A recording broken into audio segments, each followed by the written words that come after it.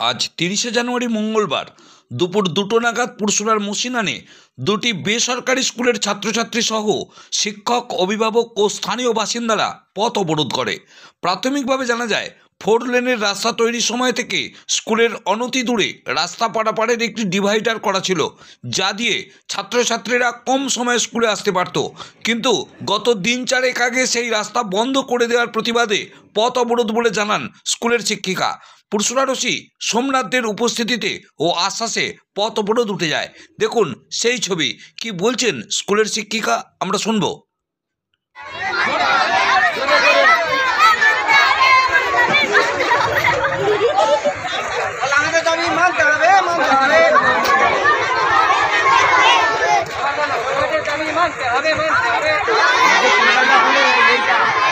জয়েন্টটা তুলে নেবেন, এটা সবটা তুলে নেবেন আগে। এখানে অসুবিধা হচ্ছে, অভিভাবকরা নিয়ে যেতে পারছে না, অনেক দূর দিয়ে ঘুরে আসতে হচ্ছে, সাঁওতার গ্রাম দিয়ে ঘুরে আসতে হচ্ছে। এখান থেকে প্রায় 2 কিলোমিটার দূর দিয়ে ঘুরতে হচ্ছে।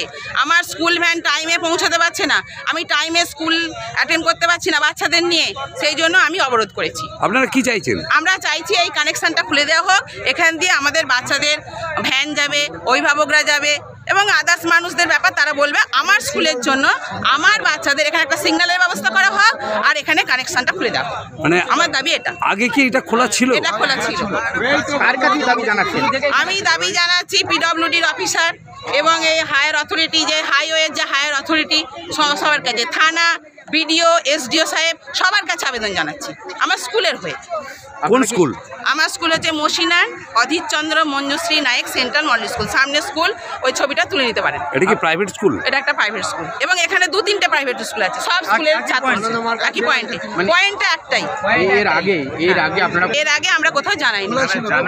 জানানো বলতে স্থানীয় অধিবাসীরা জানিয়েছে, কিন্তু আমার জানানো হয়নি। এটা খোলা ছিল, পরশুদিন হয়েছে। কি নাম আপনার?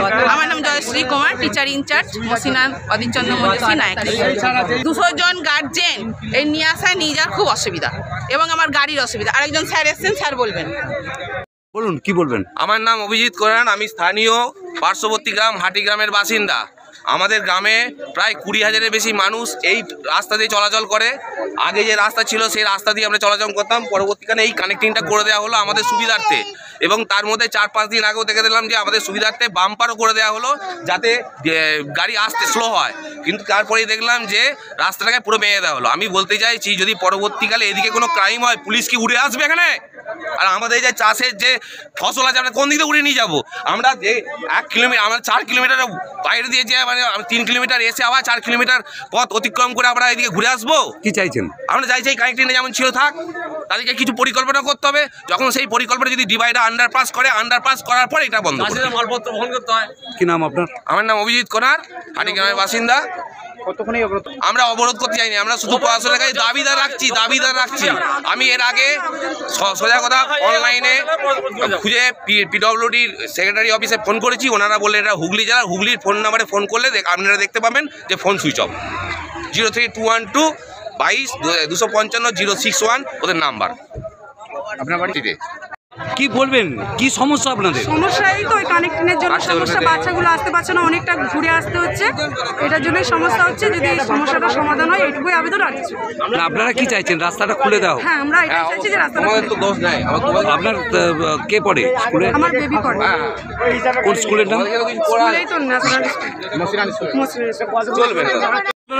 এখানটা খুলে দিতে হবে, স্কুলে গাড়ি নিয়ে যেতে পারা যাচ্ছে না একদম, এটা দিয়ে বাচ্চাদেরকে পার করে নিয়ে যাওয়া যাচ্ছে না, এখানটা ঘিরে দিয়ে এখানটা খুলতেই হবে। কতদিন এটা বন্ধ হয়েছে? 4-5 দিন হবে এখানটা বন্ধ হয়েছে।